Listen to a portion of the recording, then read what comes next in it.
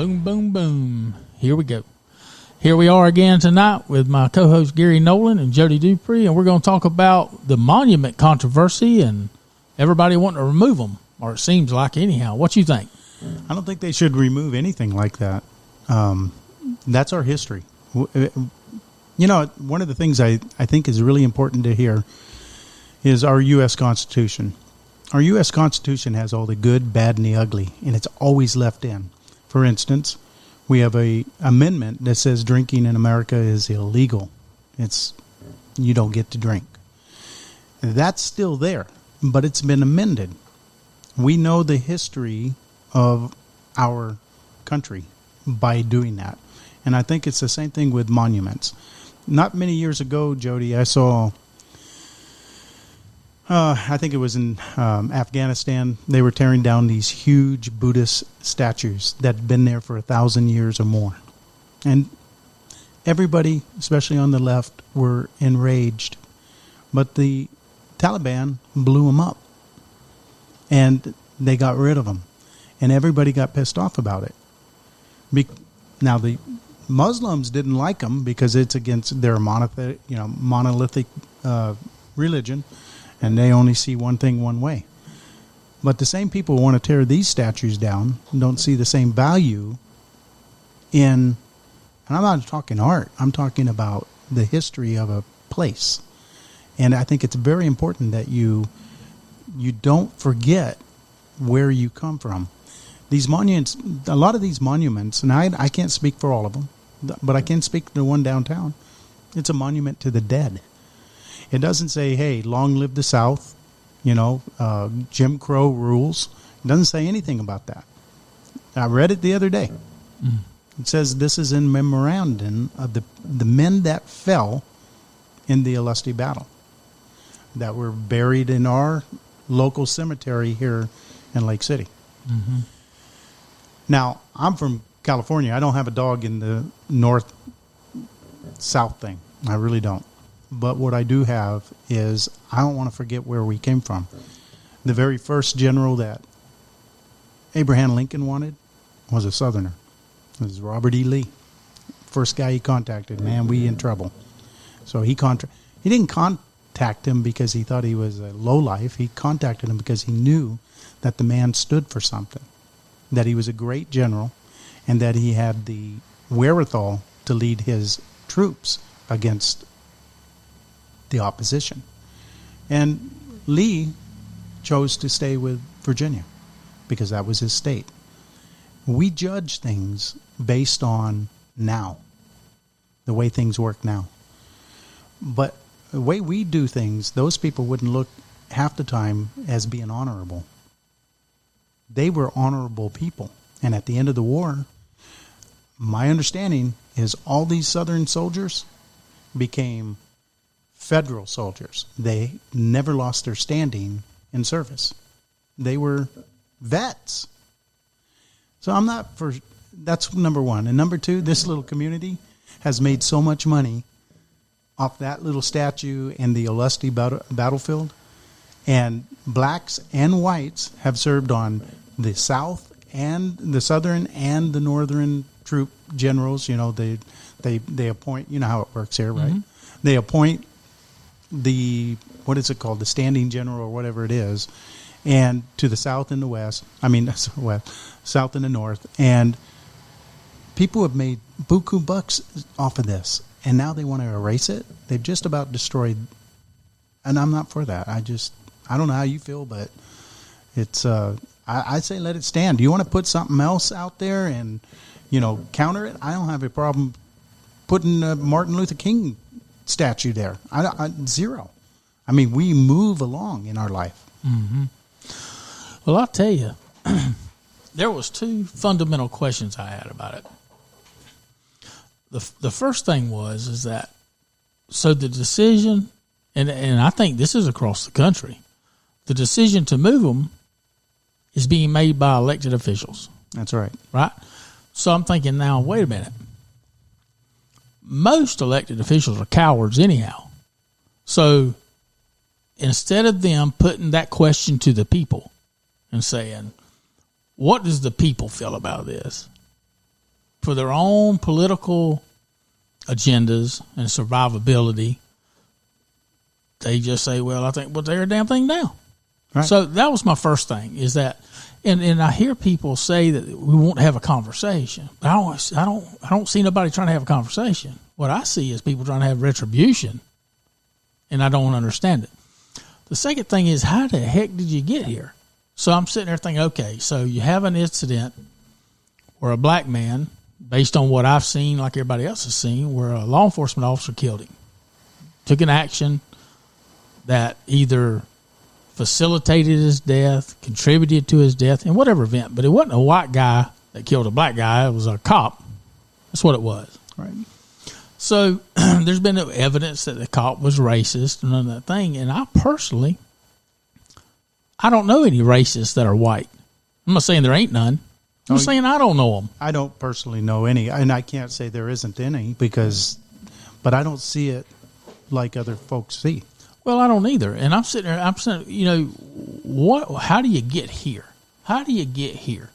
So they're talking about messing up with Stone Mountain. And the reality is, have you seen that thing? That's huge. I've been there several times. How do you get rid of that? And it's beautiful. Yeah.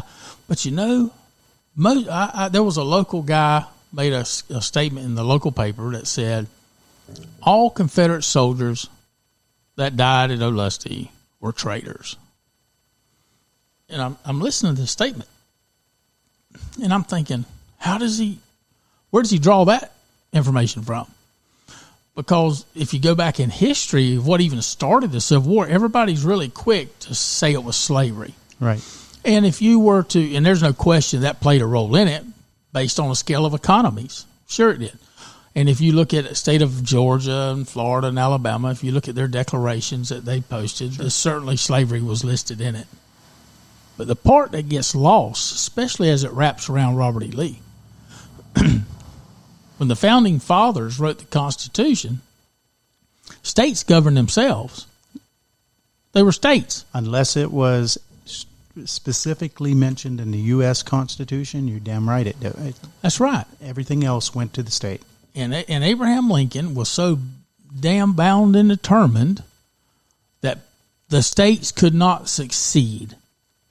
He would have done anything to stop that from happening. So I have not read, not that it don't exist, but I'm not privy to a sit down from Southern people and the Northern people that sat down with Abraham Lincoln in conference and said, look, fellas, we need to talk about this thing. How can we solve this problem? I don't see that. So all I see is that, okay, so now the Union actually started the Civil War. At Sumter. Yeah, they invaded the southern states. So Robert E. Lee going to defend Virginia. So now you've got a side. Everybody's got to pick a side now, right? And I don't know what the actual number would be, and I don't know if anybody could ever tell you what it actually was, but I'd be willing to bet that less than 95% of all the soldiers who fought in the Civil War owned any slaves. You mean on the Confederate side? Yeah, I just don't see. No, they were fighting for something very different. Very different. There's no question. But that's not lost. That's not the narrative. So, to have the conversation about monuments, I've only looked at that monument one time in my lifetime. But I do know that from my own personal being, all the bad things I went through in my own life, I don't want to forget them. Because they are what keeps me from making bad decisions in the future. That's right. I draw from them the strength to do the right thing. But then you look at this and all these damn celebrities. They're just noisy because they're wanting to stay relevant. Here's an issue they can be relevant about, so they can keep their name in social media and all this stuff, all these bullshit things that they think they know. They don't know nothing. So most people that I know, they're not confrontational by nature. So they're not fixing to go to City Hall and say, I don't think you should take that statue down. They're not built that way. Not only that, they're not supposed to have to do that. So I had somebody at City Hall tell me this. Most asinine thing I ever heard. Well, if they're not willing to come to up here to City Hall and have this conversation, then we have to assume they're okay with it. So my thing is, how the hell you assume you're okay with it? They elected you to represent their interests. That's what they did. That's right. They didn't elect you to represent their interests only on the things that they bring to you. So how do you know what the people of Columbia County, the city of Lake City want you to do as it relates to this issue? You don't know because you don't want to talk about it. And you get berated if you even begin to think that your position is different than what you're hearing. The point I think you're making, too, is, and it's a valuable one, is they're not even making the effort to find out. They're sticking their finger up in the wind, seeing which way they think the wind is blowing. And this is a problem. On top of everything, there is, what do we do? Jody and his bone. So what do we do with Ponce de Leon? What do we do with Cortez? I mean, our state is full. Do we tear down the Castel San de Marcos because of the slaves that they had, the Indian slaves, and how the Spaniards just went across America and raised all these missions in the Queen's name and the Pope's name and all this? Do we start tearing those down? Because those are monuments. All those, I mean, throughout California, throughout the West, you got San Francisco, right? You've got Los Angeles. All these places were missions. All these places were monumental and they enslaved Native Americans. They killed and pillaged all along the way. And so I haven't, to me, you don't mess with it. It's part of your history. And I don't know how you undo it, but I know this, this little community has made millions and millions of dollars off of the Olustee battlefield.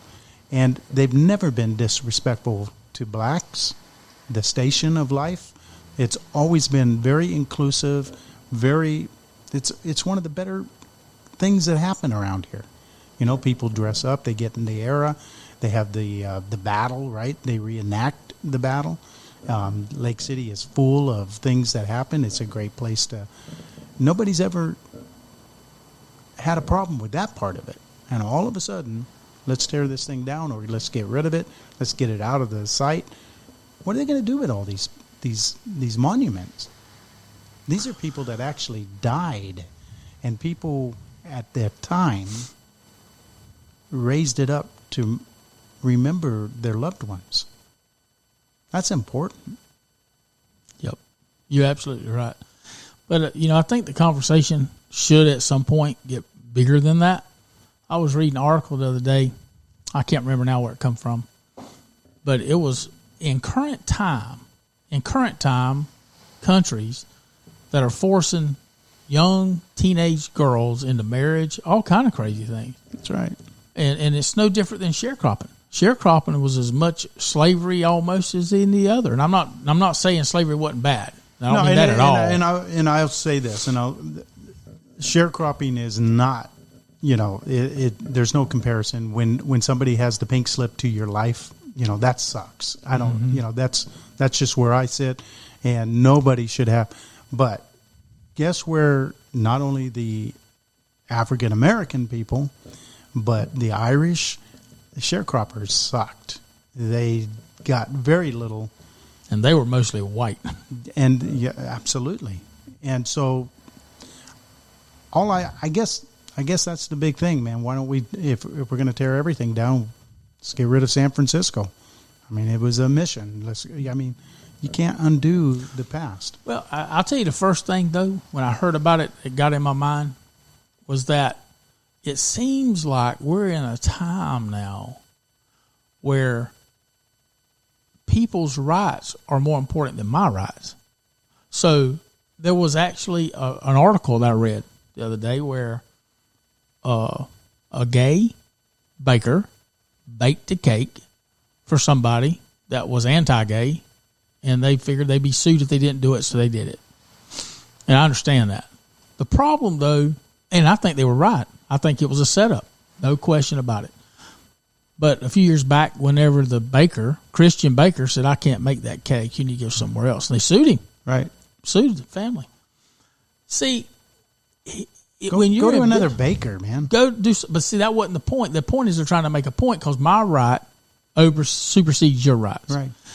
And I think that's what's happening. And if you start looking at the politics of the day and the progressive movement and all these things, I have to the point now, I am not sure anymore what progressive means because it is like a volatile Insurance, man. That's what it means. wow. So, I'd love to figure it out. But no, I'm with you. I think there needs to be a real discussion about it.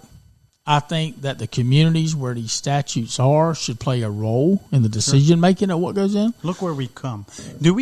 How come people aren't asking to get rid of, in our Constitution it says, hey, 3/5, right? Mm-hmm.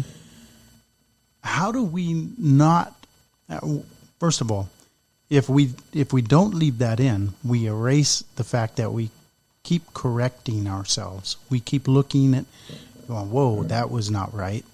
And as we go, it is a record of where we are and where we've come from. Everybody, it's what every school in the world tells you to keep a journal. Why? If we're not allowed to keep a journal in life by erecting, whether you like it or not, why would you ever write all this important stuff and then go back and read it if it didn't have validity? History's got to be important. It's the most important thing. That's for sure. So I don't know. You talk about coming a long way. I seen today where the Israeli Air Force, for the first time ever, flew jets over German airspace. On its face, that didn't sound that paramount, right? Oh, that's huge to me. Yeah. It wasn't that long ago, 6 million of them lost their lives. That's right. So all of a sudden, we go from that time. Do we get rid of Auschwitz and all those places too? Buchenwald, right? Yeah. Buchenwald. We don't.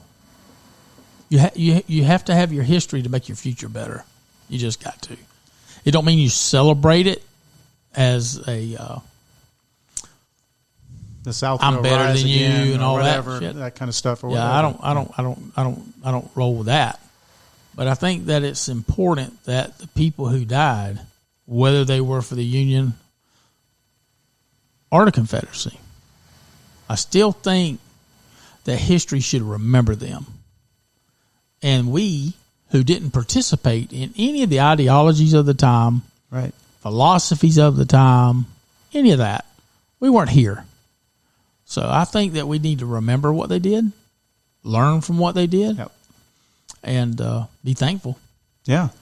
That's me. We are who we are because of both the South and the North, really. I really wish celebrities would quit talking about stuff they don't know nothing about, though. Well, they do get you guys wrong because, I'm a Western guy, right?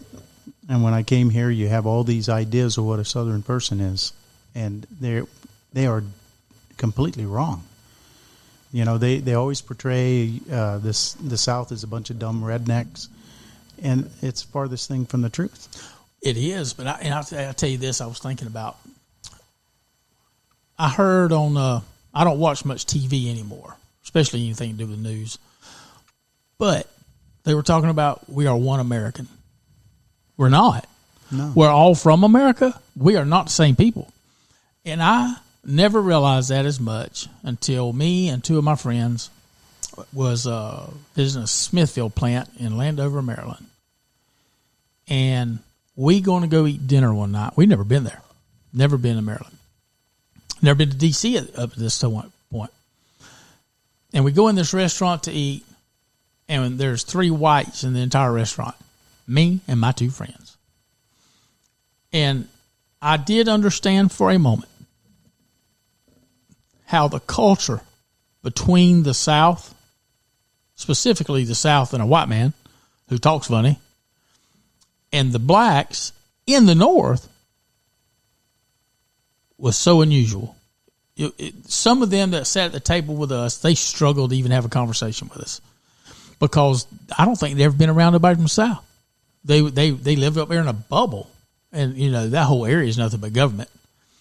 But they were highly educated people, and it was so radically different the way they carried themselves, the way they wanted to speak with us. Culturally different. That's right. That's what it is. I think that's part of all this, and we're becoming homogenized. When I was a kid, the South, y'all talk like this, right? You go to the Midwest, and they have a different cadence, and they have a different way. You go up to Minnesota, yeah, you betcha, right? You go up to New England, they have a way of talking. You go out west, we had a way of talking. We have all these enclaves. They're peoples of peoples. It's not a bad thing. It ain't. And it was even funnier about the South. Is even from the South you struggle, because I've been in places in Alabama hunting. And there's boys that's been at that table with us. We sitting there playing dominoes or poker or eating, whatever we're doing. And one of them specifically, he would talk. And I can talk Southern. I can understand Southern better than most. Yeah. It took me an hour and a half of listening to him talk before I could get what he was saying. Even in the South, we're different. Yep. So I think that it's important that differences is what actually makes America great. Yep. And we shouldn't be trying to demonize that, in my opinion. No, not at all. Anyhow, man, it's been real. Yep. Another realness. Another realness. All right. See you later.